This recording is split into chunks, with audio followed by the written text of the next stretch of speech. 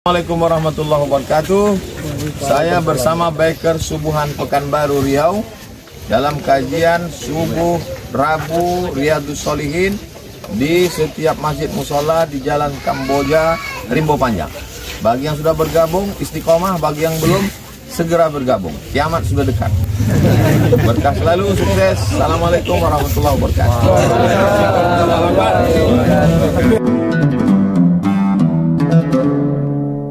Puasa 6 hari Syawal bisa terpisah. Man shoma Ramadan, siapa yang melaksanakan puasa Ramadan, summa atba'ahu sittan min Syawal, diikuti 6 hari di bulan Syawal. Tidak ada kata mutawaliyatin, berturut-turut. Bisa di awal, bisa di tengah, bisa di ujung. Tidak mesti berurutan. Tidak mesti satu, enggak. Bisa di awal, bisa di tengah, bisa di ujung, bisa berurutan, bisa dicicil. Karena tidak ada hadis yang mengkhususkan mesti syahraini mutatabi'aini, berpuasa 2 bulan berturut-turut. Nah, itu memang ada mutatabi'ain. Kalau ini enggak, bebas. Tujuannya untuk apa? Supaya badan tak terkejut. Sebulan tak makan, tak minum, tiba-tiba kuda lepas kandang, bom, masuk tahu goreng, tahu isi, tahu jeletot, tahu mendo, tempe mendoan, pup dari atas, pup dari bawah, supaya tak terkejut. Nah, itu. Secara psikologis orang lepas dari Ramadan ini macam lepas. Maka diingatkan dia lagi, masih ada puasa. Dan ada balasan. Man jaa'a bil hasanati falahu asyru amsalihha. Siapa yang melaksanakan 1 kebaikan dibalas 10. Jadi kalau 1, 10. 30, 300. Tambah 6, 36, 360. Pas setahun puasa. Siapa yang melaksanakan puasa Ramadan kemudian diiringi 6 hari di bulan Syawal. Puasa Ramadan itu 29 hari. Tak ada puasa Ramadan 23 hari. Jadi ibu-ibu ini rata-rata puasanya baru 23 hari. Tak ada yang genap 30 hari. Karena dia tak puasa 7 hari. Jadi kalau dia puasa 6, sedangkan bunyi hadisnya puasa Ramadan. Jadi kalau begitu qadha dulu. Yang paling afdal itu qadha itu wajib. Puasa 6 ini sunat. Apa pula didulukan puasa sunat baru wajib? Qadha dulu. Habis qadha baru puasa sunat. Qadha berapa hari? 7 hari. Puasa sunat berapa hari? 6 hari. 6 tambah 7? 13 hari. Habislah kue hari raya Pak Ustaz. 13 hari kami puasa. Maka pakai pendapat kedua, pendapat Imam Zakaria Al-Ansari. Ini makam Imam Syafi'i. Di samping ini ada makam Imam Zakaria Al-Ansari, ulama besar mazhab Syafi'i. Kata Imam Zakaria Al-Ansari, orang yang berpuasa qadha di bulan Syawal otomatis dapat pahala puasa sunat Syawal. Orang yang berpuasa qadha di bulan Syawal, misalnya hari ini puasa, saya niat puasa qadha hari ini, dapat 2, puasa qadhanya lunas dan dapat pahala puasa sunat Syawal. Jadi kalau puasa dia 6 hari qadha lunas 6 hari dapat puasa. Bisa dapat 3. Besok hari Kamis puasa qadha dapat, sunat Syawal dapat, puasa Kamis dapat. Niatnya tetap qadha. Tapi kalau niatnya besok puasa sunat tak dapat qadha. Tapi kalau niat qadha dapat pahala puasa sunat. Karena yang kuatnya dulu, qadha itu yang kuat. Nah, jadi bagusnya puasa qadha. Bagaimana melaksanakan sholat ketika dalam perjalanan jauh dalam pesawat? Bertayamum tak ada debu di pesawat. Kalau tidak ada alat bersuci, alat bersuci itu dua, air, debu. Air tak ada, debu tak ada. Menurut mazhab Hanafi tidak wajib sholat. Tak wajib sholat. Kau tak sholat, tak ada air, tak ada debu, tak wajib sholat. Jadi kalau ada suami ibu tak sholat, berarti itu tak ada air, tak ada debu.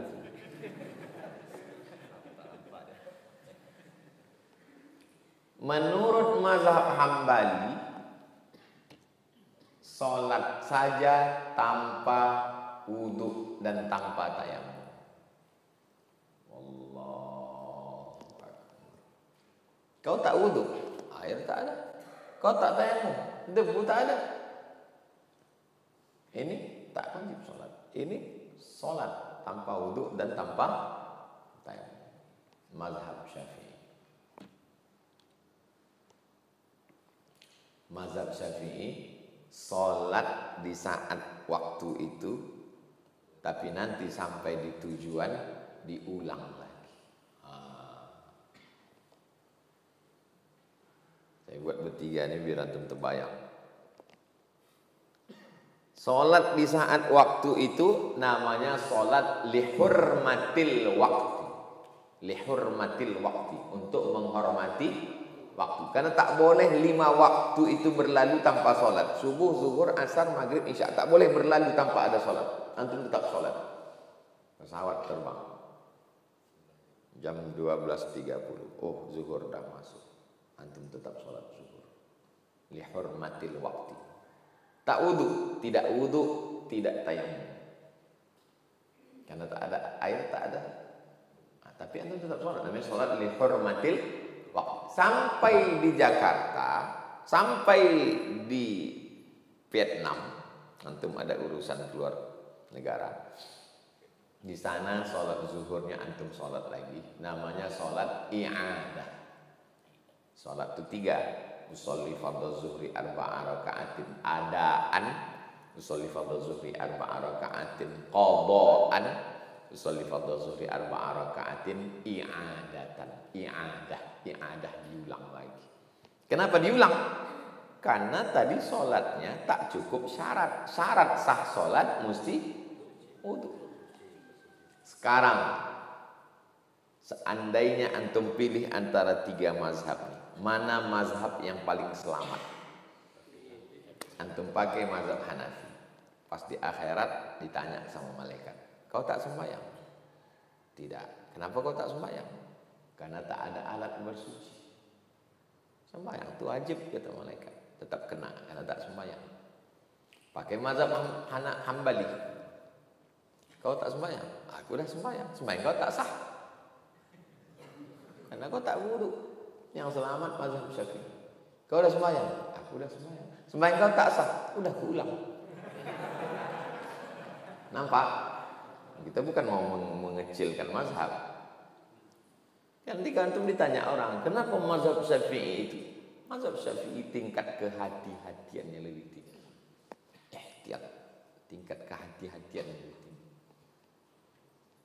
Mazhab Syafi'i lah yang selamat. Bukan berarti mazhab ini tidak. Ini ahlus sunnah wal jamaah semua. Ini kan cerita perbandingan mazhab. Kalau cerita perbandingan mazhab itu bukan mengejek mazhab lain. Mau melihat macam mana cara berpikir Imam Syafi'i. Apakah di atas ini ada debu? Ada debunya ini. Cara melihat ada tidak debunya. Pelana kuda, ini kuda, di atas kuda itu ada kain pelananya. Waktu ada cahaya matahari, dipukul kain itu begini. Naik nampak, itu disebut dengan debu. Ini cahaya matahari.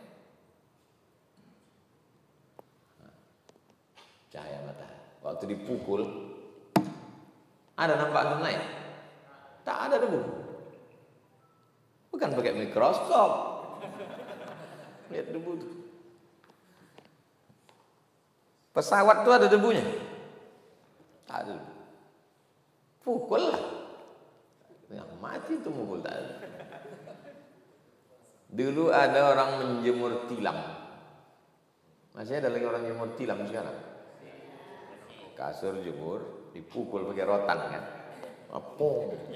Ada tak naik? Nah, itu bisa dipakai. Bisa dipakai. Naik dia ke atas. Sudah dipukul. Kita menjenguk saudara kita di rumah sakit, terbaring. Apa kita bawakan? Bawakanlah debu di atas koran untuk dia tayamum. Mazhab Syafi'i mesti ada debunya. Mazhab Maliki tidak mesti debu. Batu pun dianggap sebagai sha'idan thayyiba. Batu bulat, bukan batu cetak, bukan semen, batu gilingan. Itu di setiap masjid di Maroko, di bawah tiang itu diletakkan batu. Jadi waktu musim dingin mereka bertayamum. Batu, diusap batu itu. Dalam mazhab Maliki tidak mesti nampak ada debu. Dalam mazhab Syafi'i mesti nampak debu. Jadi kalau nanti ada orang yang memegang kursi pesawat, dia bilang, aku pakai mazhab Maliki. Kursi pesawat bukan batu. Kursi pesawat piber. Iya Pak Ustaz, tapi piber ini kalau diurut-urut nasabnya ke belakang tuh, dari mana pula kau tahu piber itu dari batu? Nah, mazhab mengada-ngada. Jadi kalau antum di pesawat, antum tetap sholat lihurmatil waqti. Sampai nanti di tujuan, sholat lagi i'adah. Kalau tidak bisa jamak takhir. Tapi kalau bisa jamak takhir, terbang dari sini ke Makassar, pesawatnya langsung 3 jam. Berangkat jam 2 dari sini. Berangkat dari sini jam 12. Zuhur belum masuk. 1, 2, 3 sampai Makassar jam 3. Sampai di Makassar udah jam 4 karena waktu Indonesia Timur. Zuhur sudah habis. Maka zuhurnya bukan i'adah, tapi zuhurnya jamak takhir. Nah, jamak takhir. Jadi waktu di pesawat saya sholat tidak, karena jamak takhir. Jamak takhir. Tapi kalau penerbangannya ke Madrid, antum diundang main bola, enggak nonton Madrid sampai ke sana. Selama di pesawat tinggal sholat, itu tak bisa jamak karena pesawatnya sampai 12 jam non-stop. Maka namanya sholat i'adah. Waktu di pesawat itu antum tetap sholat zuhur, sholat asar. Sampai di sana antum ulang lagi zuhurnya. Kapan mengulang zuhurnya? 2. Bisa di waktu zuhur, bisa di waktu sampai. Begitu sampai langsung antum sholatnya ada zuhur 4, asar 4. Menunggu waktu zuhur besok afdal.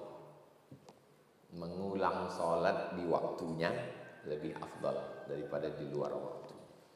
Qadha juga begitu. Qadha zuhur di waktu zuhur lebih afdal daripada qadha zuhur jam 9 pagi. Bulan Syawal harusnya sebagai bulan meningkatkan amal. Tapi kenyataan yang terjadi justru semakin turun. Bagaimana caranya supaya bisa meningkat? Kalau puasa, ya kita balik puasa sunat.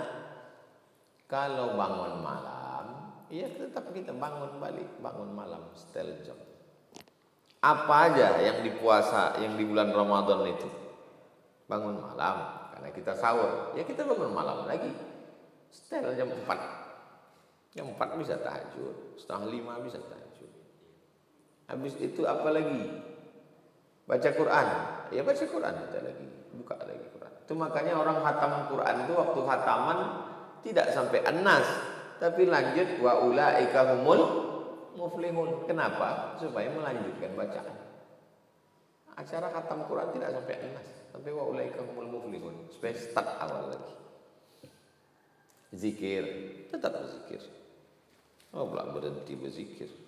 Beli zikir tu yang ujungnya ada 10. Jadi setiap kali habis satu putaran 10. Habis satu putaran 10. 100, 200, 300, 400, 600, 700, 800, 900, 1000. Kalau tak dihitung kita lupa. Kau tak kau hitung zikir. Zikirlah sebanyak-banyaknya. Gimana zikir? Sedang sahabat Nabi menghitung. Sahabat Nabi menyimpul 2000 simpul. Pakai. Sahabat Nabi aja menyimpul. Saya kalau tak saya hitung tak tahu saya berapa zikir saya. Hitung. Tapi yang tahu kita aja. Yang belum habis itu gambar kan. Sudah 2000 guys. Kata Syekh Ali Jum'ah, berzikir pakai kayu. Karena kayu itu ikut berzikir. Kayu gaharu, kayu. Jangan berzikir pakai plastik, karena plastik tak berzikir. Bukan berarti pakai plastik salah, yang berzikir pakai plastik. Tidak salah. Ini bukan masalah salah, tak salah. Ini kata Syekh Ali Jum'ah, berzikir tidak salah sebagai alat hitung. Bagaimana supaya meningkat? Ziarah ke kubur. Jadi ulama mengajarkan ziarah ke kubur itu untuk meningkat lah itu. Tak mempan lagi pakai ceramah. Ziarah ke kubur. Saya kalau ziarah ke kubur itu meningkat amal saya. Menengok orang mati, menengok orang sakit, menengok orang tua. Hari raya dibawa anak-anak ini menengok orang tua, menengok orang sakit, menengok orang mati. Jangan dibawa ke kebun binatang. Raya anak-anak bawa kebun binatang, menengok cigak, cingkuk. Alah, Ustaz kemarin kami tengok Ustaz bawa Sami sama Hazik ke kebun binatang. Memang ada saya bawa jalan-jalan, bukan silaturahim. Silaturahim tetap sama bawa, tunjukkan. Ini nenek, ini pakcik, ini makcik, ini uak, ini opung, ini tulang, ini kenalkan semua.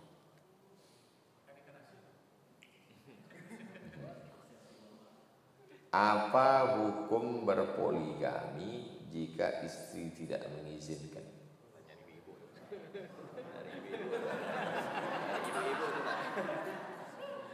Hukum asal menikah itu tidak ada izin perempuan, tidak ada izin emak, tidak ada izin kakak, tak ada izin adik, tak ada izin perempuan. Yang ada menikah itu izin laki-laki, izin ayah sebagai wali, izin abang sebagai wali, izin adik laki-laki sebagai wali, izin paman, abang ayah, adik ayah. Tak ada sangkut paut dengan perempuan, kecuali mempelai perempuan saja dalam urusan nikah. Tapi karena banyak laki-laki yang tidak belajar agama, menyalahgunakan agama. Nikah dia, terbengkalai anak, tak makan, bini tak dikasih belanja. Akhirnya ulama dan ulil amri di Indonesia mengeluarkan namanya KHI, Kompilasi Hukum Islam Indonesia. Ini hukum Islam, ini hukum konvensional, digabungkan namanya kompilasi. Dikompilasi. Dalam kompilasi hukum Islam, beli nanti bukunya KHI, Kompilasi Hukum Islam Indonesia. Dalam kompilasi hukum Islam Indonesia, laki-laki di Indonesia tidak boleh menikah kedua tanpa izin dari istri pertama yang ditulis dengan materai, disahkan di pengadilan. Kalau suami ibu menikah tanpa ada surat ibu yang disahkan di pengadilan agama, maka dia bisa dipenjara. Ibu menuntut. Itu dari mana datang ini? Itu dari kompilasi hukum Islam Indonesia. Tapi seandainya antum punya istri di kampung, datang antum ke Pekanbaru, menikah antum di Pekanbaru, ada mempelai laki-laki, ada mempelai perempuan, ada 2 orang saksi yang adil, ada wali, ada ijab, ada qabul. Nikahnya sah apa tak sah? Secara fikih sah. Tapi secara negara dia bermasalah. Paham? Jadinya kalau secara fikih sah, tapi secara negara bermasalah. Dan perempuan di Indonesia bisa menuntut. Maka perempuan jangan mau nikah siri. Kenapa? Karena perempuan yang dinikahi secara siri tidak dapat menuntut warisan.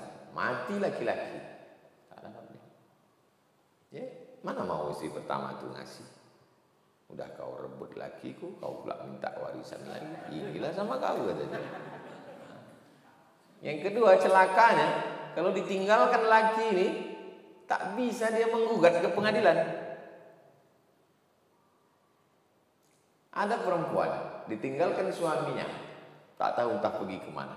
Dia bisa ke pengadilan agama. Hakim menjatuhkan talak. Karena si suami sudah ada sirat taklik waktu habis akad.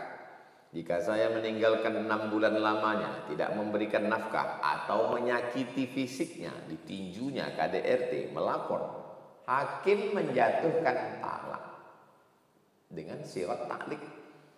Dia menggugat ke pengadilan dan hakim menjatuhkan, maka jatuhlah talak 1 saya kepada. Tapi kalau nikah secara siri tak bisa. Habis nikah ditinggalkannya. Mana berani orang Minang? Maka jangan kasih adik kita, saudari perempuan kita nikah siri. Ini banyak sekali kasus-kasus. Perempuan harus paham ini, kalau tidak dia dibohongi sama laki-laki. Apa pendapat Ustadz memasang foto Angku Saliah di rumah makan? Kalau Bapak pergi ke Kalimantan Selatan, Banjarmasin, itu hampir di setiap toko ada gambar Syekh Muhammad Zaini bin Abdul Ghani atau guru sekumpul di toko-toko. Kalau Bapak Ibu pergi ke Mesir, itu di toko kaca rumah makan itu gambar Syekh Muhammad Mutawalli Asy-Sya'rawi. Kalau ke rumah Habib-Habib itu ada gambar Habib Umar bin Hafiz, Habib Zain bin Sumaid, ada Habib-Habib. Kalau Bapak pergi ke rumah saya, naik ke atas di pustaka, ada gambar Inyak Candong, Syekh Sulaiman Ar-Rasuli, ada gambar Syekh Sayyid Muhammad Alawi, ada gambar Syekh Ali Jum'ah, ada gambar. Untuk apa Ustaz? Untuk mengenalkan ke santri-santri. Itu namanya Inyak Candong. Itu namanya Syekh Ibrahim Musa Parabek. Itu namanya Syekh Muhammad Ali. Itu namanya situ ulama-ulama kita. Di atas pustaka itu keliling gambar-gambar ulama saya pasang. Itu namanya Syekh Azra'i Abdul Rauf. Untuk mengenalkan ulama. Kalau tidak nanti anak-anak kita ini tahunya pemain bola, Ronaldo, Messi. Tujuannya untuk mengenalkan ulama. Ditulis bukunya. Kalau tak mampu menulis buku-buku yang lama itu dicetak ulang. Saya cetak ulang buku tentang moyang saya 1000. Saya bagikan ke cucu-cucunya. Supaya tahu, kalau tidak nanti mereka kehilangan sejarah. Tapi kalau dianggap itu sebagai mendatangkan rezeki dan menolak bala, ini bisa bermasalah. Di situ letak masalah. Ini kalau disimpan gambar Ustaz Somad ini di kantong, insya Allah tidak kena razia.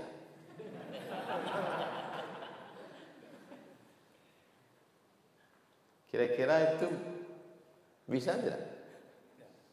Mak saya dulu kalau mau pergi ke balik kampung, ke Kisaran, itu selalu asal keluar dari Bagan Batu tuh, ini perbatasan Bagan Batu, udah menunggulah polisi Sumatera Utara. Prit!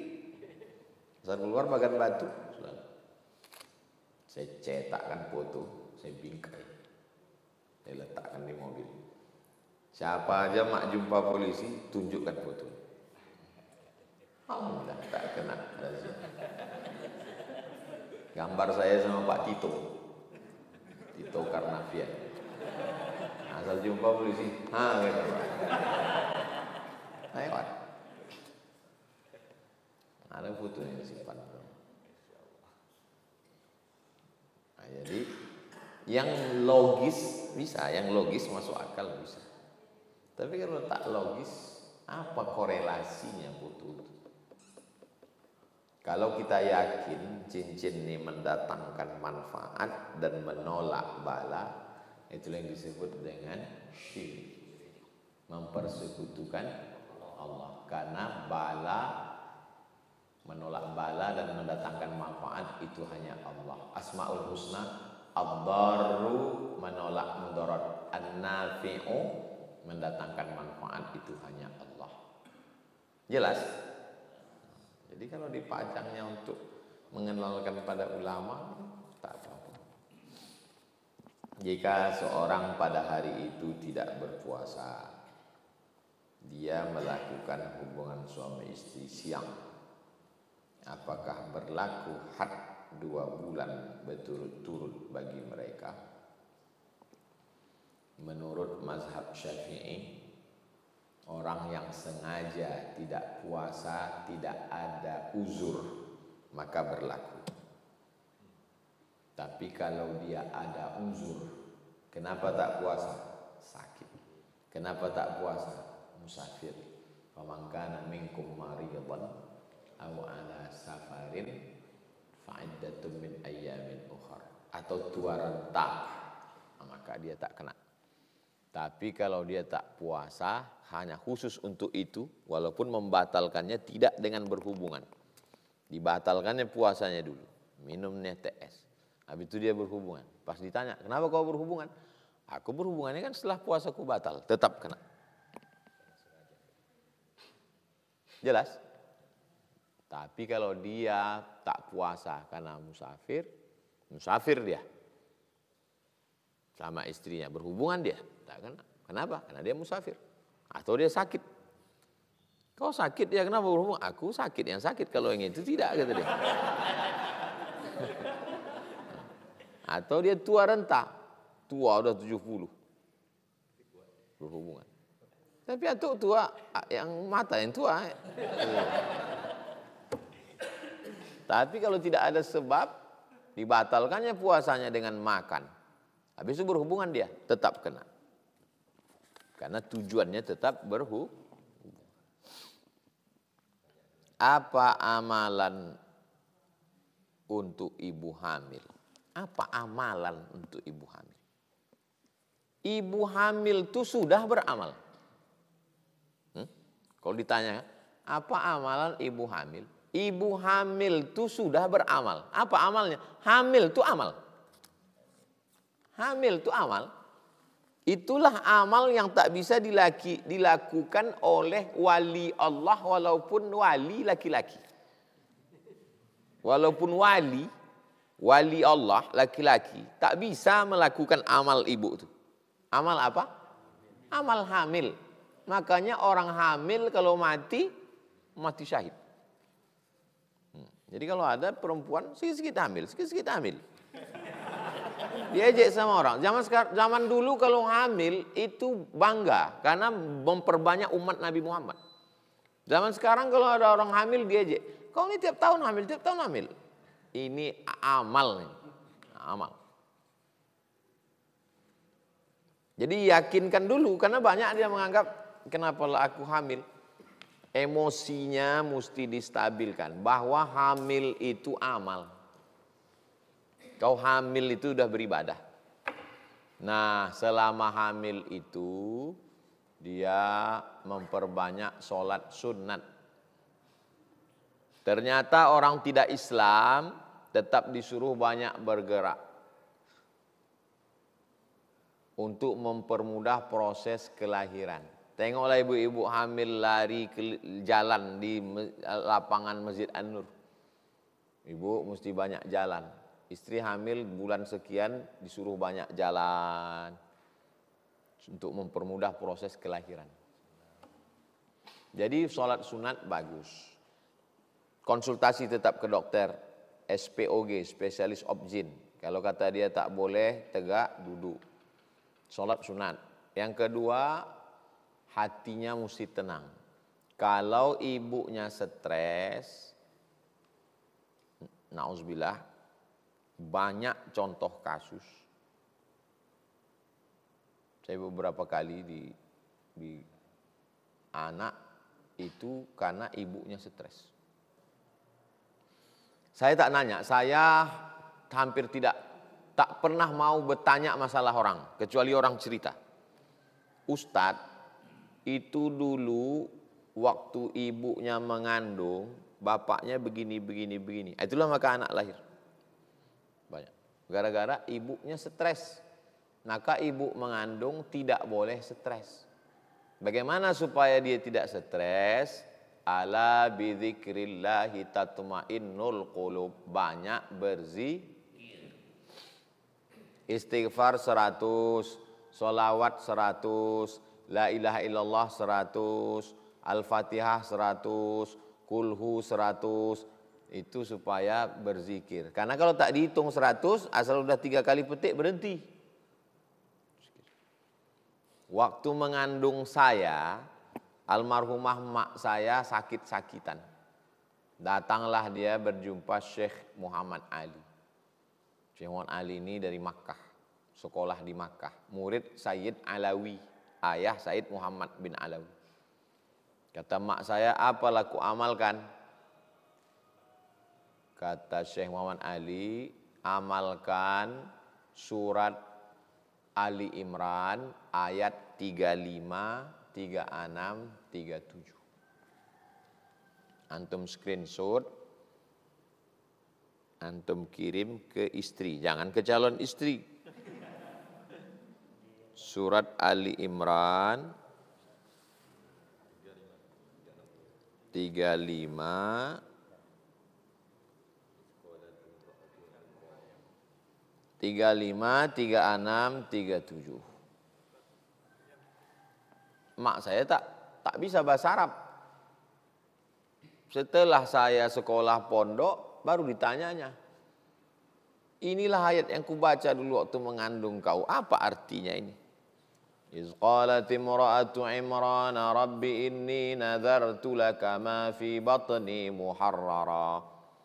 Ingatlah ketika istri Imran, nama istri Imran itu Hanna namanya, surat Ali Imran. Ingatlah ketika Hanna istri Imran mengandung. Nadartu laka ma fi batni, aku bernazar anak yang ada dalam perutku ini muharrara, akan menjadi penjaga Baitul Maqdis. Fataqabbal minni, terimalah amalku, innaka antas samiul alim. Falamma wada'atha qalat rabbi inni wada'tuha unsa. Ketika anak itu lahir ternyata anakku perempuan. Walaysa dzakaru kal unsa, laki-laki tak sama dengan perempuan. Yang boleh menjadi penjaga Baitul Maqdis itu anak laki, anak perempuan tak boleh. Tapi karena sudah nazar, inni sammaituha Maryam, aku kasih nama anakku itu Maryam. Inni u'idzuha bika wa dzurriyyataha minasyaitonir rajim. Aku minta tolong supaya anakku ini dan anaknya dijaga dari setan. Anakku ini Maryam dan anaknya, siapa anaknya? Maka Maryam waktu lahir tak menangis karena tak diganggu setan. Anak Maryam itu pun juga waktu lahir tak menangis, tak diganggu setan. Karena anak baru lahir itu dicucuk setan pusatnya. Weh. Jadi saya tanya sama mak saya, aku waktu lahir menangis mak, kau waktu lahir tak menangis. Saya tidak Nabi Isa, tapi kan dibaca mak saya ayat itu pun juga tak menangis. Tapi bukan nanti apa antum baca ayat itu antum tengok anak antum menangis atau tidak. Inni u'idzuha bika wa dzurriyyataha minasyaitonir rajim. Fataqabbalaha rabbuha biqabulin hasanin wa anbataha nabatan hasanan fakaffalaha Zakaria. Kullama dakhala 'alaiha Zakaria al-mihraba wajada 'indaha rizqa. Qala ya Maryamu anna laki hadza? Qalat huwa min 'indillah. Innallaha yarzuqu man yasha'u bighairi hisab. Waktu habis 3 ayat itu ditarik napas ke dalam. Waktu dia tarik napas tuh, dalam keyakinan dia penuhlah ayat itu masuk ke dalam, dijaga Allah lah kandungannya itu. Zikirnya aja dulu antum, istrinya menyusul belakang.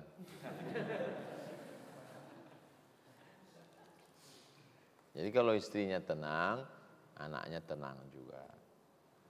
Karena jantung ibu tuh berpengaruh ke jantung anak. Puasa tak bisa, badannya lemah.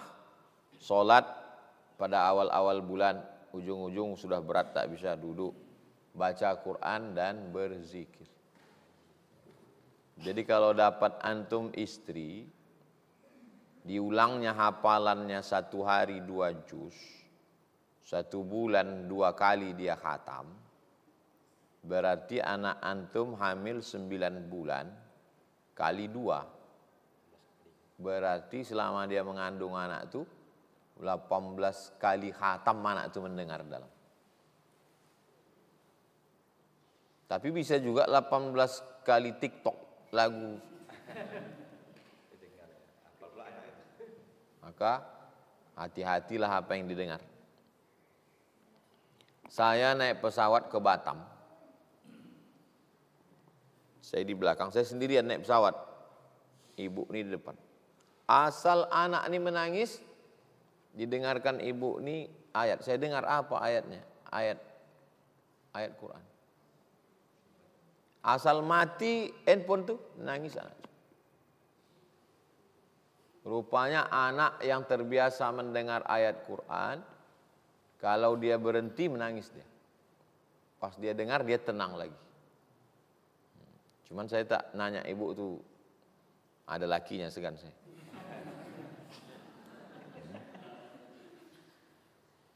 Jadi Allah bisa karena biasa.